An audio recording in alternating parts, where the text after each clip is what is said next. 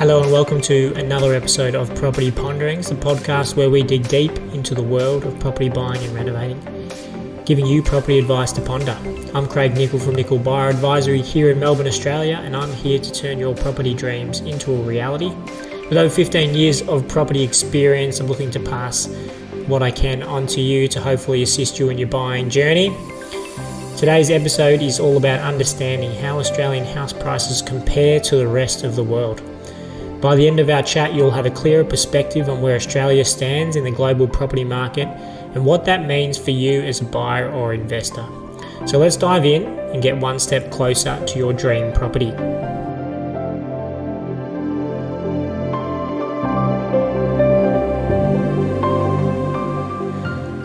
Australia's position in global housing affordability.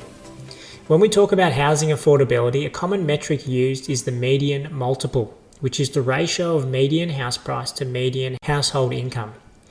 A median multiple of 3 or below is considered affordable, while anything over 5 is deemed severely unaffordable. According to the 2024 Demographia International Housing Affordability Report, Australia's major cities have some of the highest median multiples globally.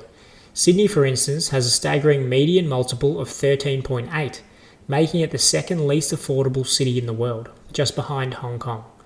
Melbourne is not far behind with a multiple of 9.8, and even smaller cities like Adelaide are on the list with a multiple of 9.7. That places Australian cities among the top 10 most unaffordable cities globally, a sobering reality for aspiring home buyers. Now let's look at comparisons with other countries. To put Australian figures in perspective, the United States has a national median multiple of 4.8, while the United Kingdom is slightly higher at 5.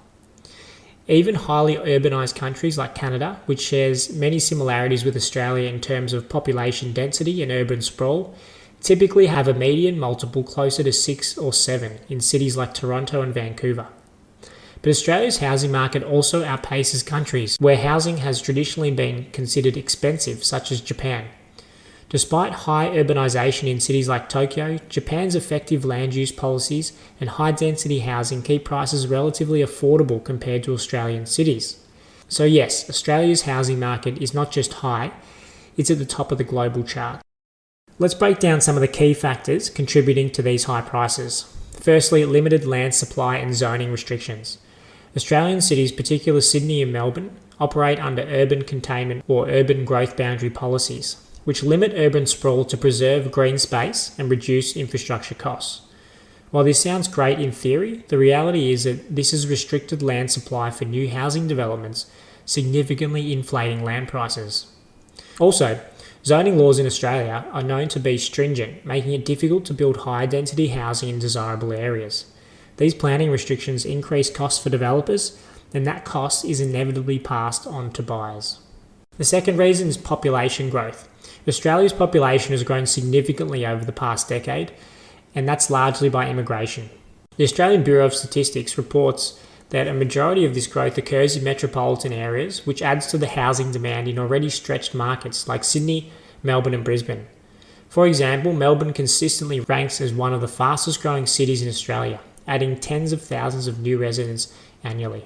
In 2022-23 financial year, Melbourne experienced a significant influx of migrants with approximately 147,000 individuals contributing to the city's population growth. Number 3 is low interest rates. For much of the past decade, Australia has benefited from historically low interest rates, which made borrowing more accessible. While this has helped many buyers enter the market, it also created a surge in demand, pushing up property prices. Although rates have begun to rise, the impact of those historically low rates is still evident in property values today. The fourth factor contributing to high prices is foreign investment. Foreign buyers, particularly in countries like China, have been a hot topic in discussions about property prices. While government policies now limit foreign investment in existing homes, international buyers continue to focus on new developments, adding to demand and putting upward pressure on prices, especially in major cities.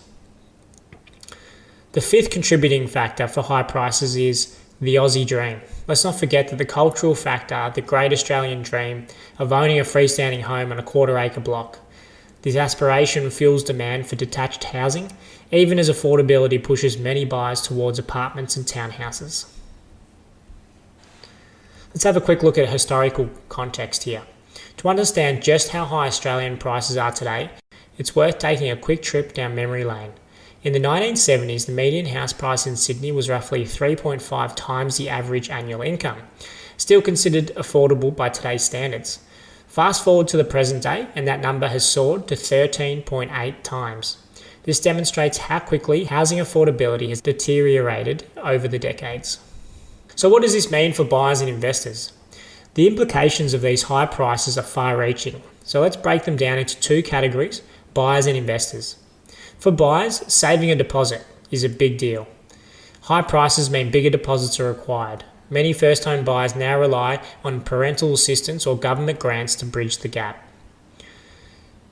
Also, there's compromises. Buyers may need to consider moving further out from the city centres or settling for apartments instead of houses. For investors, rental yields are an issue. While property prices have surged, rental yields have not kept pace in many cities. For example, Sydney's rental yields hover around 2.5%, which is low compared to international standards. So for investors, even though house prices are expensive, prices in Australia have historically been a solid long-term investment. Despite short-term fluctuations, Australian property prices have shown resilience over the decades. So what can be done? Addressing Australia's affordability crisis requires a coordinated action, and here are a few potential solutions often discussed by policymakers and economists. Firstly, reforming zoning laws to allow for higher density developments, particularly in inner city suburbs. Secondly, improving infrastructure in outer suburbs to make them more desirable and livable for buyers. And then thirdly, encouraging regional growth by providing incentives for businesses and residents to locate outside major cities. For buyers, the key takeaway here is to focus on what you can control. Build a realistic plan, stay disciplined with your savings, and don't let market conditions deter you from seeking professional advice to find opportunities. In summary, Australian house prices are undeniably high compared to the rest of the world. Whilst this presents challenges for buyers, understanding the drivers of these prices can empower you to navigate the market more effectively. Remember, the property market is complex, but with the right knowledge and support, you can make informed decisions that align with your goals. Alright, that ends another episode of Property Ponderings. I hope this has given you a few small tips to make better buying decisions. If you want to discuss anything further from this podcast, or if you're wanting to get tailored buying or renovating advice, please feel free to contact me. We're also keen to hear what questions you have, as I can answer those on my podcast to ensure that you're getting the most from listening. Send your messages to 0400122081 or email me at craig@nickelbuyeradvisory.com.au. We'll chat again soon.